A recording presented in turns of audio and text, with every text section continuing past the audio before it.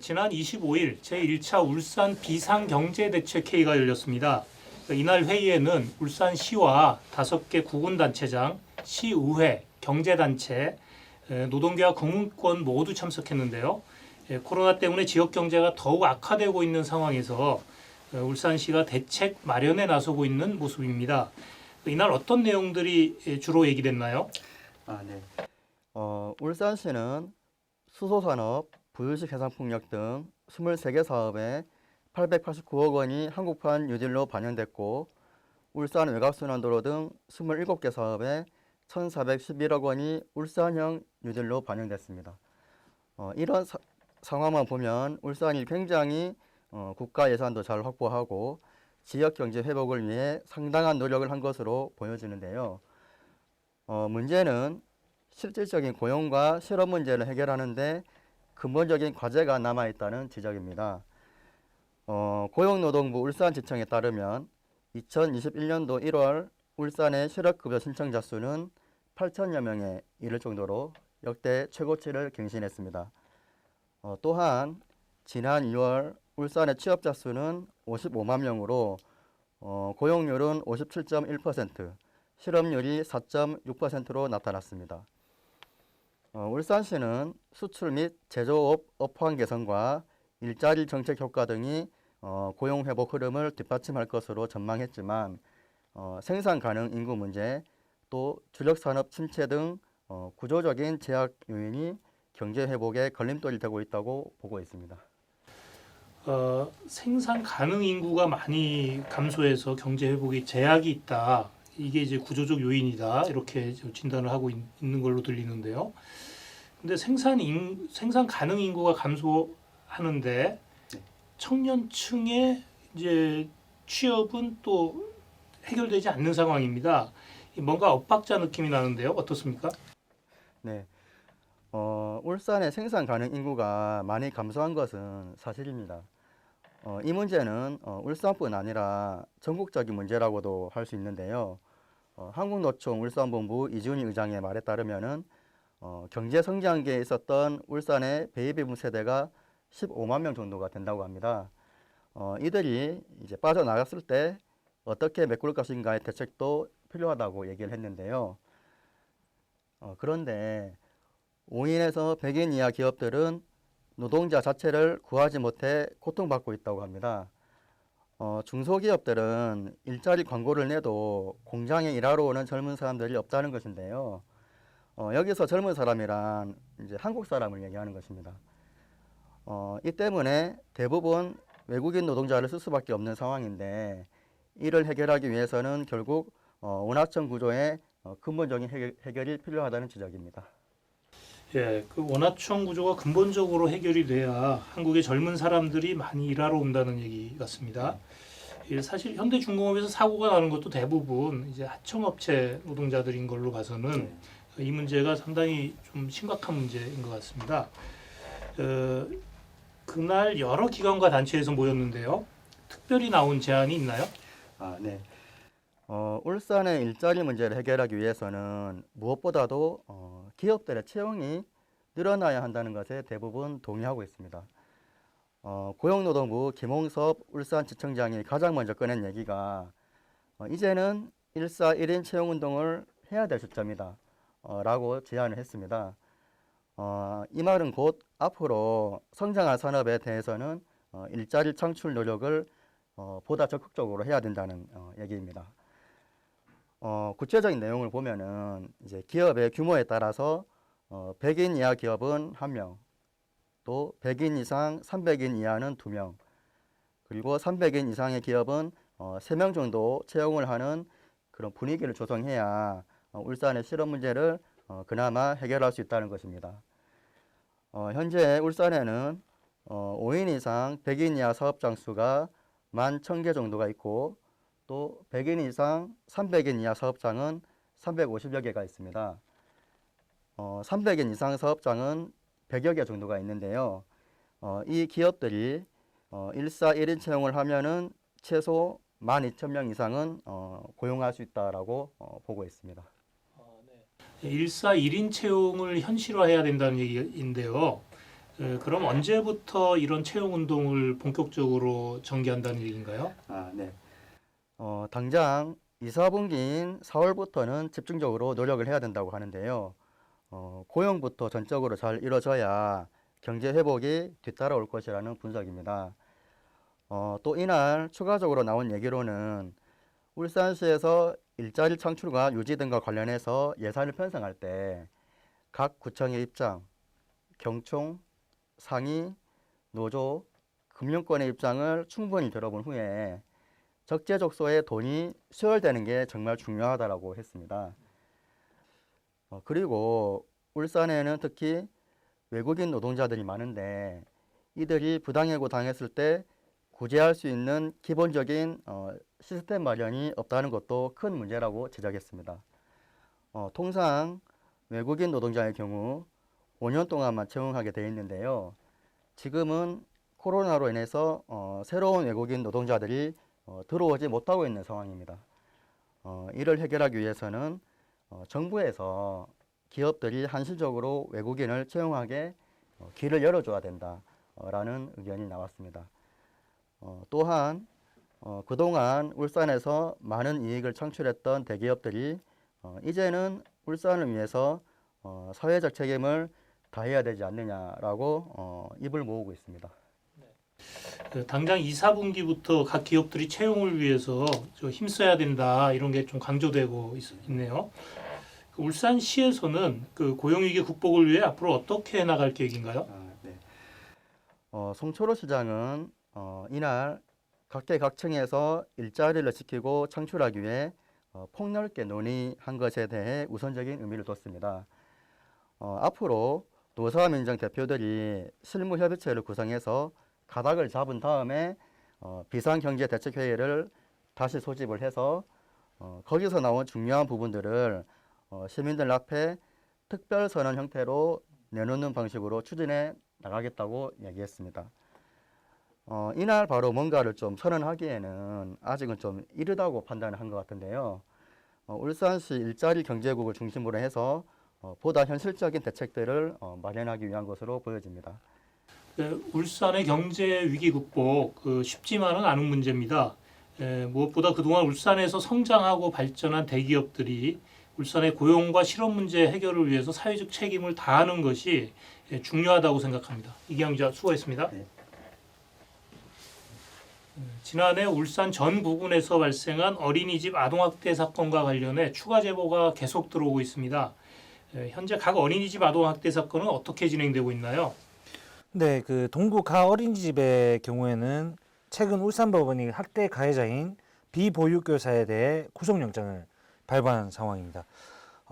울주군 나 어린이집 아동학대 사건의 경우에는 울산 울주경찰서 수사를 통해 2명의 이제 보육교사가 아이군을 식탁 겸용 의자에 앉힌 채 장기간 방치한 혐의 등이 밝혀져 제2보육교사와 K 보육교사에게 정서적 학대 방조 혐의를 적용해 아동복지법 위반 기소 의견으로 지난 1월 28일 검찰에 송치됐습니다. 최근 울주군청은 해당 어린이집에 운영정지 6개월, 원장 자격정지 3개월, 가해교사 2명에게 자격정지 2개월의 행정처분을 내린 상황입니다. 동구 다 어린이집의 경우에는 동부경찰서 수사를 통해 M양 학대 피해 정황 5건, L군 학대 피해 정황 1건으로 총 6건의 학대 피해 정황이 드러나 지난해 12월 1일 검찰에 기소 의견으로 송치됐습니다. 이어 검찰은 지난 2월 25일 해당 어린이집 원장과 가해 보육교사에게 아동학대 범죄의 처벌 등에 관한 특례법 위반, 아동복지법 위반 등의 혐의를 적용해 검찰 수사를 마무리하고 재판부에 넘긴 상황입니다. 그리고 남구 라 어린이집 아동학대 사건과 관련해 남부경찰서는 재수사를 진행한 결과 Q 교육교사가 피군에게 100여 건 이상의 아동학대를 가한 혐의가 밝혀져 지난 1월 18일 기소 의견으로 검찰로 송치됐습니다. 남부경찰서는 최근 재수사와 더불어 해당 어린이집 CCTV 영상과 관련해 디지털 포렌식을 진행했습니다.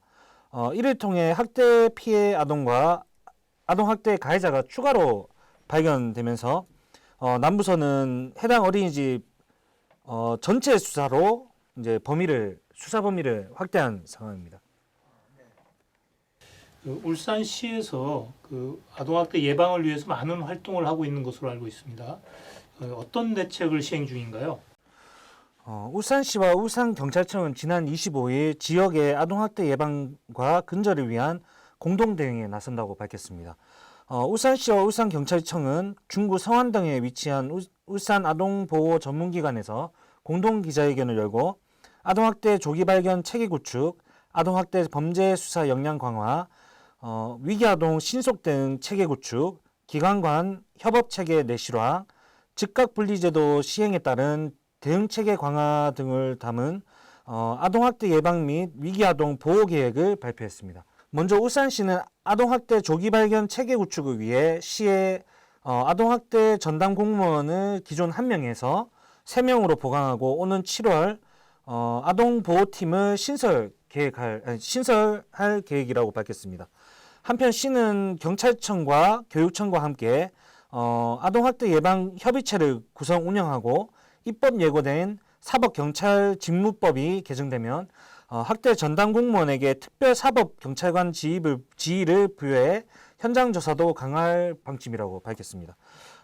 울산경찰청은 아동학대 신고 면밀 점검을 통해 피해 아동을 조기에 발견해 보호할 수 있는 체계를 갖추겠다고 밝혔습니다. 아동학대 범죄 수사 역량 강화를 위해 울산경찰청 여성청소년수사대 안에 아동학대 특별수사팀을 신설하고 13세 미만 아동학대 사건만을 전담 수사하도록 해 전문성을 높일 방침입니다.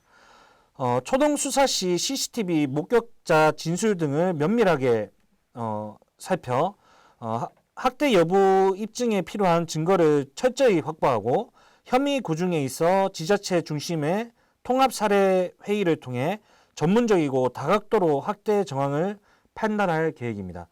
한편 이날 기자회견을 통해 유진규 울산경찰청장은 남구 라 어린이집에서 발생한 아동학대 사건과 관련한 경찰 부실 수사에 대해 유감을 표하며 해당 어린이집 피해 아동과 학부모에게 이제 사과의 말을 전했습니다. 각 구군청에서도 아동학대 예방을 위한 대책을 시행 중이죠. 네. 먼저 북구는 올해 하반기 남아 전용 학대 피해 아동 쉼터를 설치할 계획이라고 밝혔습니다. 북구는 지난해 7월 아동학대 대응체계 개편에 따라 아동보호팀을 신설하고 아동학대 전담 공무원 3명과 아동보호 전담 요원 1명을 배치한 상황입니다.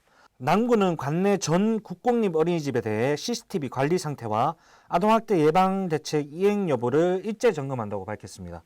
아동학대 신고 의무자인 보육 교직원들에 대한 점검도 이루어질 예정입니다. 이들에게는 아동학대 예방 교육 수료 여부, 신고 의무자 역할 숙지 여부 등을 확인할 계획입니다. 그리고 중구는 지난 23일 어린이집 아동학대 문제를 사전에 예방하기 위해 어린이집 아동학대 예방 종합계획을 수립하고 오는 4월부터 본격적인 운영에 나선다고 밝혔습니다. 이에 따라 중구는 지역 내 어린이집 보육 교직원과 영유아 자녀 부모들을 대상으로 오는 4월과 10월에 월 2회 이제 전체 4회에 걸쳐 아동학대 예방과 영유아 권리 존중을 위한 교육을 진행할 계획이라고 밝혔습니다. 또한 중구는 지난 19일 중부경찰서 등 지역 내 8개 유관기관과 아동학대 예방 및 위기아동 보호 지원 체계 강화를 위한 업무 협약을 체결했습니다. 이어 이달 중으로 학대 피해 아동 즉각 분리를 위한 임시 거소 등을 마련하고 심리검사와 치료를 위한 의료기관과의 업무 협약을 추가로 체결함으로써 보호 인프라를 구축할 계획이라고 밝혔습니다. 네, 김선유 기자 잘 들었습니다. 네.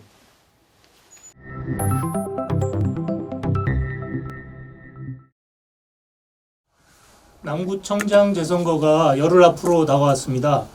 더불어민주당 김석경 후보, 국민의힘 서동욱 후보, 진보당 김진석 후보가 출마했는데요. 새 후보는 25일 출정식을 열고 본격 유세전을 펼치고 있습니다. 오늘은 울산시의회 김시현 의원과 함께 새 후보의 선거 기조와 주요 공약을 살펴보겠습니다. 네, 세 후보 모두 선거 공약서가 선거관리위원회에 게시되었는데요. 공통으로 코로나 위기 극복, 일자리 창출, 경제 회복, 복지 구축 등을 일반적으로 포함하고 있었습니다.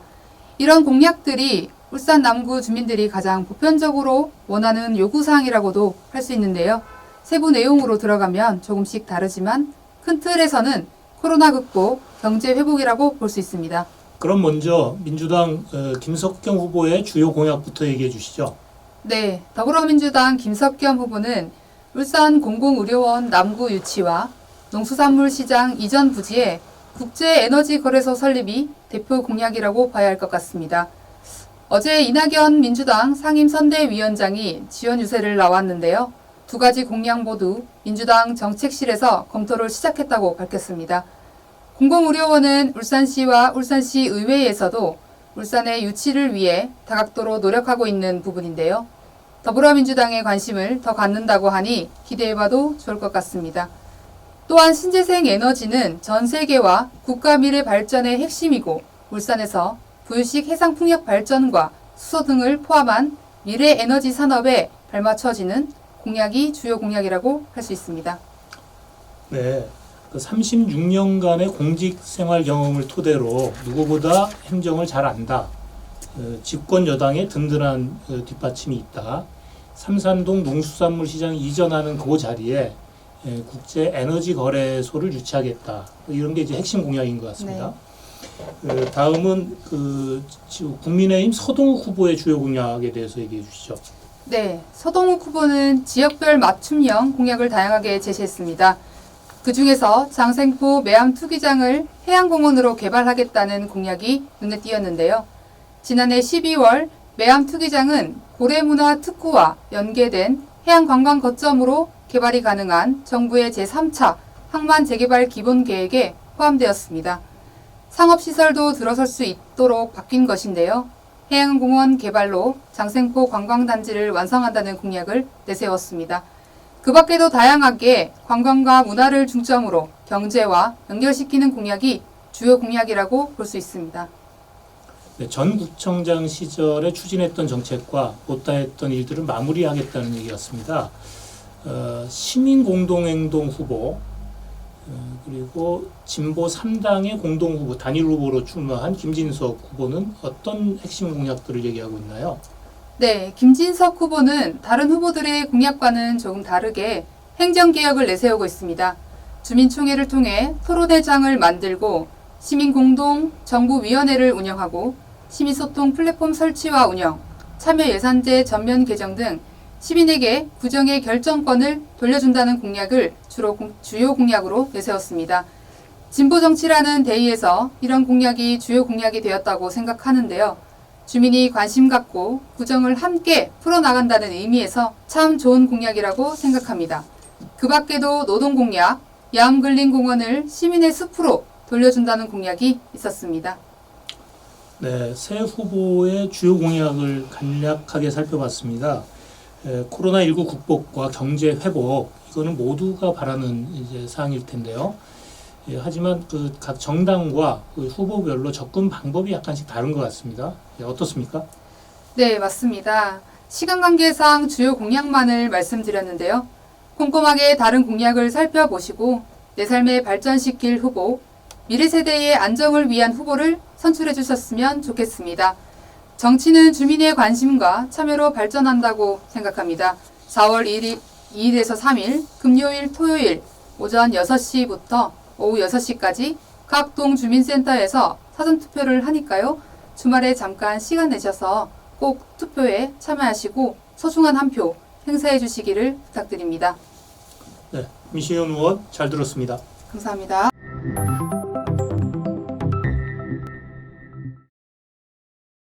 울산 국가산업단지에 입주한 기업들이 2015년경부터 오염물질 측정 수치를 조작해 온 것으로 알려져 충격을 주고 있습니다. 대체 환경부와 울산광역시 그동안 무엇을 하고 있었는지 묻지 않을 수가 없습니다. 국가산업단지 입주 기업체에서 오염물질 측정값을 조작한 것은 이번이 처음이 아닙니다. 2009년 울산환경운동연합의 의혹 제기로 울산시 산하 성암 소각장에서 조작 사실이 발각되었고 2010년도에도 울산 지역 대행업체가 측정값을 조작하다가 적발되었으며 2013년에 염화수소라는 독가스 배출 조작으로 업체 관계자 여러 명이 실형 선고를 받았습니다. 조작 사건이 잇따라 일어나자 환경부와 울산시는 측정값을 임의로 조작할 수 없도록 아날로그 방식을 디지털 방식으로 바꾸는 대책을 마련했다고 홍보를 했습니다. 그 이후 지금까지 큰 조작 사건이 적발되지 않았는데 계속 조작을 해왔음에도 불구하고 적발하지 못했다는 것이 이번에 밝혀진 것입니다. 6년 넘게 조작을 해왔다는 것은 어떠한 변명의 여지도 없는 반윤리적인 범죄입니다.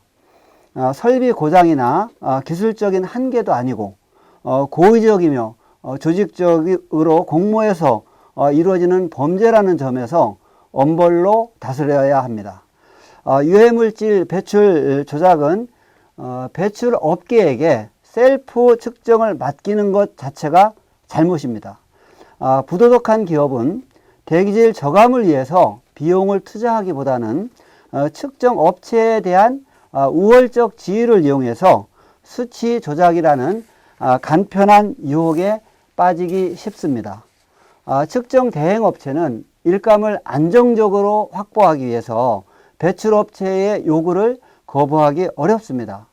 이러한 역학관계 속에서 관리와 단속 권한이 있는 기관의 역할이 매우 중요한데 환경부도 울산시도 이러한 역할을 제대로 수행하지 못한 것이 이번에 드러난 것입니다. 측정 및 통보 방법을 디지털 방식으로 바꿨다고 했지만은 방지 대책이 되지 못했습니다. 방지 대책이 뛰는 수준이라면은 조작 범죄는 많은 수법으로 진화한 것입니다. 더욱이 지난 2019년에 여수 산단에서 LG화학과 하나케미칼과 같은 대기업이 포함된 업체들이 측정 대행업체와 짜고 대기오염 측정치를 조작해오다 적발된 사건이 발생했을 때 울산 지역 국가산단 입주 기업에 대해서 전수조사를 촉구했음에도 불구하고 낙동강 유역환경청과 울산시는 아무 문제 없다고 그냥 넘어갔습니다. 이것은 직무유기에 해당한다고 생각을 합니다. 한마디로 총체적 부실인 것이죠. 시민들의 생명을 담보로 이윤을 극대화시키기 위해서 유해물질 배출값을 조작하는 공해기업과 측정 대행기관에 대해서는 사업주에 대한 사법처리 및 부당하게 취한 이익의 몇 배를 환수하는 징벌적인 배상 조치와 함께 동종업계에서 퇴출시킬 수 있도록 법을 강화해야 합니다. 모든 방안을 강구해서 징벌적인 제재 및 재발 방지 대책을 수립함과 동시에 울산처럼 석유화학공단이 밀집된 국가산업단지에 대해서는 민간환경감시센터 설립이 꼭 필요하다고 생각을 합니다. 이번 조작 사건을 계기로 울산시와 울산시의회에서는 시민 민간환경감시센터 설립을 적극 추진할 것을 촉구합니다.